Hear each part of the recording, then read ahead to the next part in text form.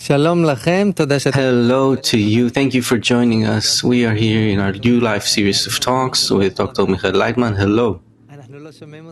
We cannot hear you, Dr. Leitman, if you can unmute. Can you hear me now? Oh, yes, we hear you now. This is show number 1250, and the subject is public panic. Now, it's a bit of a concerning issue, but we want to have this talk not to get there. So this is not a simple time, it's the time of the coronavirus. And if we look at Israel, we can say, yeah, we don't see anyone really panicking, and God bless, but we want to take a good look at this issue. So I want to start with a definition for panic, first of all, in general. And then we will look at what public panic may be. So panic, in a simple dictionary definition, is this way. It's defined this way. A panic attack is an intense feeling of terror that can be accompanied by physical symptoms like raised heartbeat, shivering, difficulty breathing, and so on. And a panic attack can usually pass in a few minutes. So that's what we know as panic in general. Now, if you're talking about a public, a community, a whole country, what happens to a public in a state of public panic? Dr. Leitman, I cannot say public where there's public panic. Well, it's not like an individual. In the public, there are all sorts of waves, all sorts of layers and segments of the population. And so it can last not only for a short time, as you say, where the panic attack goes, but it can be a very, very extended process which keeps feeding itself and erupting in various directions and returning like waves in the sea, which go every which way, not necessarily in an orderly fashion as we see it. And this we can also see in the public in times of war, for example. There are all sorts of such waves of panic, and I would say that the main thing about panic is that a person feels disorganized, that he is not in safe hands, let's say, where the public doesn't feel that there's someone governing, and that lack of governance, the lack of direction, the lack of a guiding hand, that's what gives us this panic. Oh, and so how can panic affect the public? Dr. Leitman, it begins to awaken it to do all sorts of things, and then people each have their own individual frustrations, and the general panic amplifies all these things. And so, in order to calm down this panic, a blow must be struck. The public must be shaken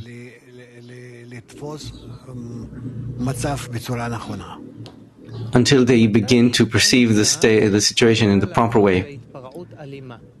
Owen, when can panic turn into violent rioting? Dr. Leitman, when the public don't feel any limits placed on them. The public, they're like little children. If there's no firm hand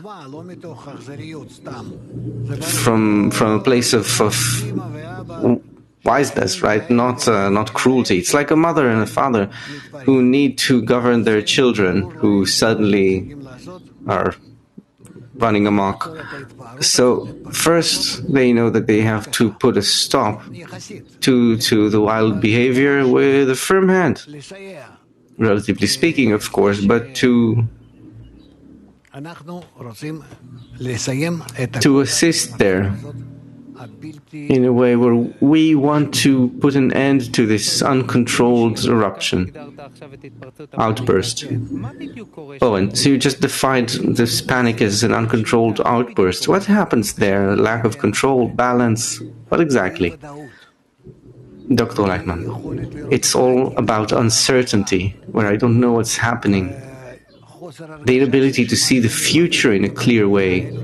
No feeling where I have no feeling that something is governing me. Not behind, not in the current state, nor in the future do I see any boundaries, any limitations. And if I don't see those, I just go crazy because of the lack of forces hemming me in and establishing me. Oh, and this brings about panic?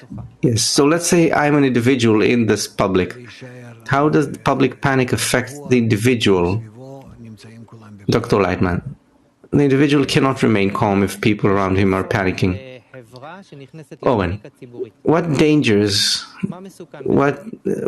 dangerous to the public there if there's public panic? Dr. Leitman, well, they cannot do anything. They don't know the direction in which they're moving. They don't understand who or what motivates them. They're simply like aimless, wandering aimlessly. They're anxious. Owen, and what dangers await at this time? Dr. Leitman, where you cannot say what will happen in such a society, or a people or a nation that can go into that state. It's something very dangerous. Owen, I want to make another clarification regarding, well, the difference between panic and violence. When does a public that's beginning to panic, when does it become violent? Dr.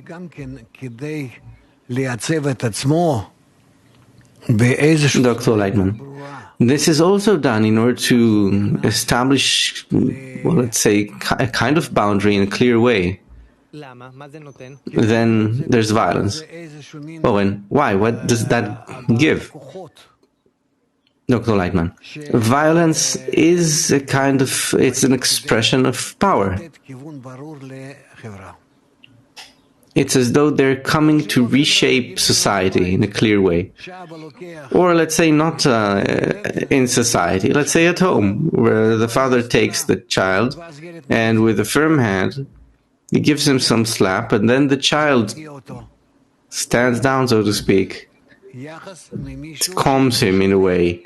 He received admonition from someone who is in control, who is above the panic. Admonishment, rather? Owen, after scrutinizing what public panic is, I want to scrutinize the causes for public panic. What, in your estimation, can cause a whole public to enter a state of panic?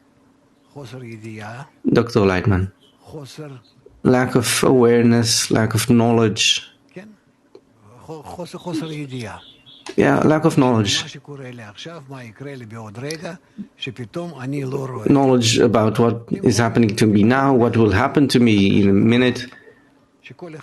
Erase from a person the feeling of tomorrow. Each one of us feels with the feeling that he knows what tomorrow means. So more or less, he knows that he gets up, he goes to work, he comes back from work, he eats, he drinks. He sees some show on television. He calls his mom, his friends, and so on. In the evening, he's with family or something. He has something defined, where these things can change around a bit, but the general framework remains. And so there's no panic. That's the opposite of panic. That gives him structure to life. So our main concern is to bring the person a framework for his life. Owen, so when this framework is shattering, the person doesn't know what's going to happen, these are the conditions to create public panic? Dr. Lightman, yes. And he may run wild and riots because he has no borders, no boundaries. Subconsciously, he's looking for boundaries. So he's not going out to the street to break windows because he's in panic, but rather it's because of a lack of a firm hand. There is no firm hand over him. He's looking for framework, for boundaries. Oh, and the public is looking for a framework? Dr. Lightman, yes. The public, it's like a child. If there is no framework, he goes out to break windows. He goes wild. He takes some stones from the roadside and begins to break windows. Owen, why? Dr. Lightman, he's waiting for someone to tell him that it's good or not good. Yes or no.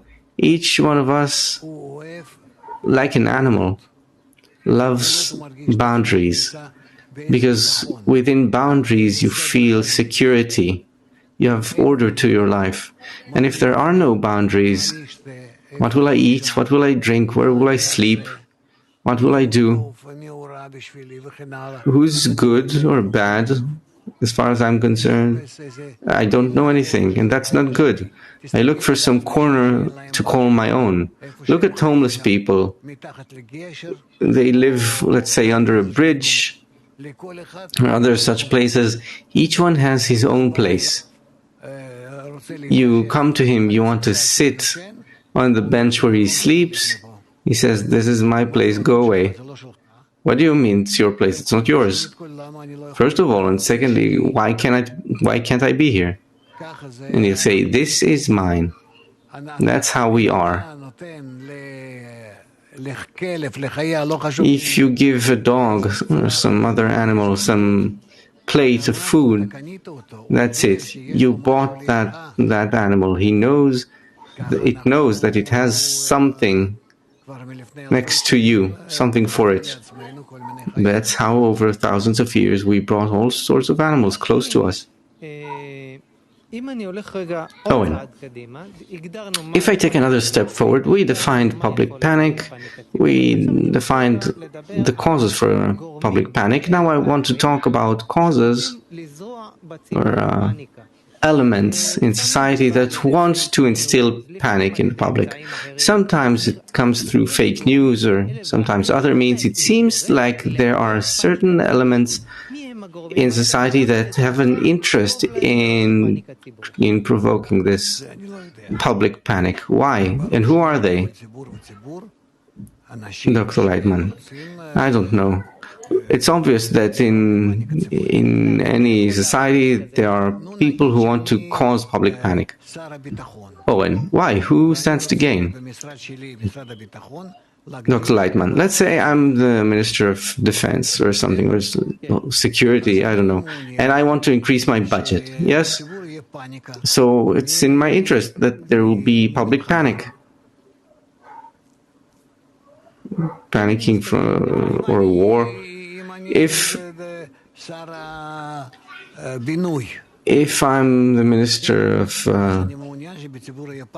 housing or something, then I'm interested in the public panicking, thinking there won't be any more apartments for sale soon, and so on. Oh, and so each one has his own interest, and panic serves that interest, and so it's worthwhile for him. We can't hear you, Dr. Lightman. Yes. Owen. All right, so now I want to advance towards the more important part of this. Let's talk about preventing panic. So we said that public panic can be very dangerous, even violent. How can you prevent a whole public, like a whole nation, from reaching a state of panic? What's needed to prevent a state of public panic? Dr. Lightman, give them a direction in which to develop, which also invokes, you could say, panic, but in a very specific way with a specific direction, and it's something that I can manage and govern. Owen, explain, please. Dr. Leitman. Well, you can't live without a direction, certain direction. Without little panic, you cannot govern the public. So through the media, I show them all sorts of things, awaken all sorts of things. What's happening with money, politics, the stocks, and so on. I keep awakening the public with little waves, little waves. If you go into the sea and it's all completely flat, that's not good either. It's not good because it's abnormal. It's not normal. It scares you. But if from day to day I make little waves here and there, and everyone's used to it, everyone's engaged, everyone is drawn to this type of panic or that part of panic. The news, that's panic also. We don't call it panic, but that's what it is. It's in order to give the public something to taste, to eat something for their spirit, let's say. Because without that, we cannot feel life. What? There's nothing's happening, nothing at all. No newspapers, nothing is going on, the world is dead. That's the biggest panic. So instead of all these things, I myself need to create these little waves where each one will feel good, comfortable. God bless. There's a few percent of the people die, a few percent steal, a small percentage of them. It's a normal country then. Owen, so if I speak from the perspective of leadership and governance, Dr. Leitman, it's also in the family. It's well known that if the husband and the wife don't argue, that's also abnormal. To the contrary, where there's a little friction between them, to a certain extent, of course, it helps them feel each other, and they understand each other better. And they have this feeling that you have someone, a partner that actually exists. He's not completely indifferent, not paying any attention to you. Owen, if I'd ask you to help me define a mechanism that can prevent the spread of public panic, what should it be like? Dr. Leitman, I think it's certain that people are thinking about this. Government offices which do have such means, and they discuss things amongst themselves. They hold to a certain balance. That one does this one does that. They have this general agreement regarding what each one does in order to bring the public feeling of existence in life. Owen, in the beginning for this discussion, you said that when a public enters a state of uncertainty where they're not clear about what's going to happen, this can develop into public panic. We are at a time where there's great uncertainty. Ever since the coronavirus came into our lives, there's a very high level of uncertainty, and there's a fear that this will bring about public panic. So what would you suggest to do in order to prevent public panic in the age of the coronavirus? Dr. Leitman, we saw in Israel how the government started making decisions following the public, right? People were afraid of the businesses closing and everything, and the government then decided to open the business to listen to the people, and suddenly coronavirus spiked. The second wave of the coronavirus? Dr. Leitman, no, it's not the second wave, it's the first wave. We just didn't go through it fully, and we came out of quarantine ahead of time. And so it seems like a second wave where the disease is erupting, but we are at fault. Why? Because the panic of the public sitting at home saying they can bear it no more caused the government to give their approval to opening the schools and opening businesses and so on, and that gave rise to this this wild growth of the first wave. That's how it happened. It shouldn't have, but it did. So the first rule is don't follow public sentiment. The public is like a child. They're like children. Don't take them into consideration. Don't listen to them. Don't follow them. The other way around, with a firm hand, with a firm and strong hand, with understanding, of course, put that hand on the public and say, this is how we live now. Especially when such a thing comes about like the coronavirus. And then the public understands and feels and watches itself and understands that there's a father. And the father says it's not just for no reason. He says there's no alternative, this is how we must be. These are forces which are above us, above me as well. And I determine that there won't be many opinions here, but one, my own. And then everyone understands. Owen, that reminds me of a tyrannical rule, or let's say monarchy. Dr. Leitman, don't speak lightly about monarchy. We have to understand it. It's not necessarily that bad. Owen, I'm not saying it's bad. I'm saying that, Dr. Leitman, it's similar to the rule of a king. Yes, that's why it's called Malchut, kingdom. But what's good about the rule of the king? The king feels that his state, his country, is his country. He's taking care of his country.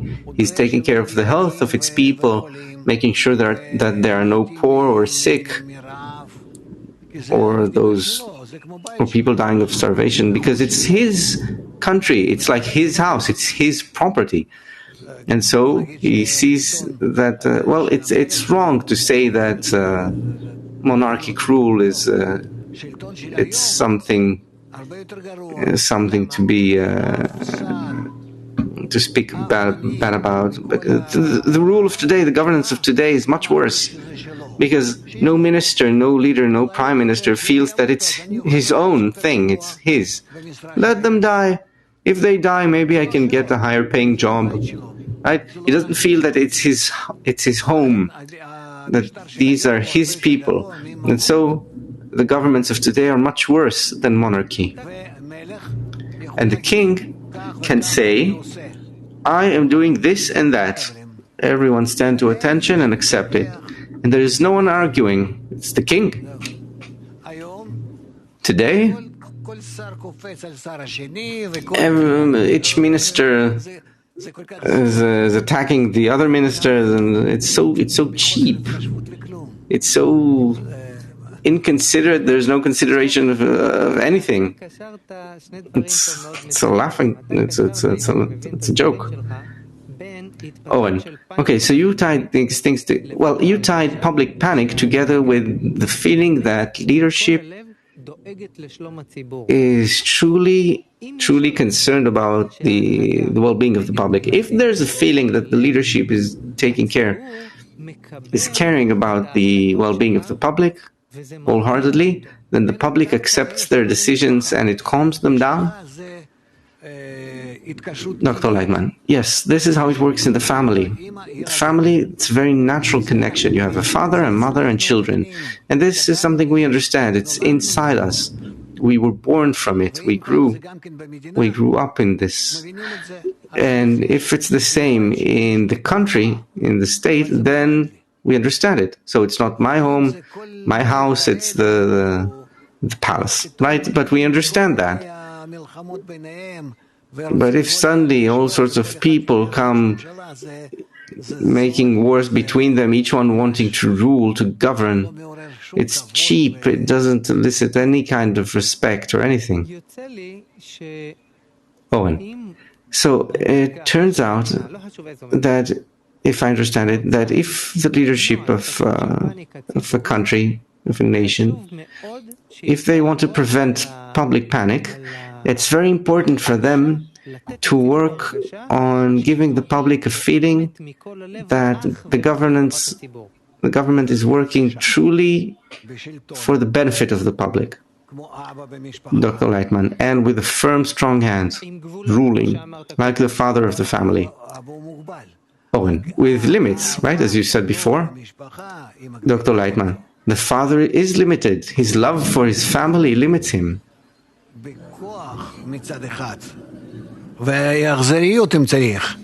There can be force and cruelty if necessary, but on the other hand, it's with love always, because it's his family. If government functioned that way, no one would ever rise up and to say half a word against them. Owen, so it turns out to be very interesting. There's love here, and also very clear limits and boundaries, as well as a true concern for the well-being of everyone instead of my own interest. There is a combination of factors here which seem to be contradictory. They're soft, they're harsh. So what exactly is the combination to prevent public panic? What is the exact combination that can avoid public panic? Dr. Lightman, it's where everything connects into one single body, a uniform structure, either one person or one government managing everything, one body, let's call it. And then there's no panic. I'm under its control. And all the forces, the good and the bad, so to speak, they connect together in my best interest. Oh, and so this is the operative word here. This is the last word here. Like, the public should feel that the government is caring about their well-being. Dr. Lightman, yes, that's what our children need to understand. Yes, that's the education we need to give them. Owen, thank you. Our time is over for now. New life, learning to live well without panic. Yes, goodbye.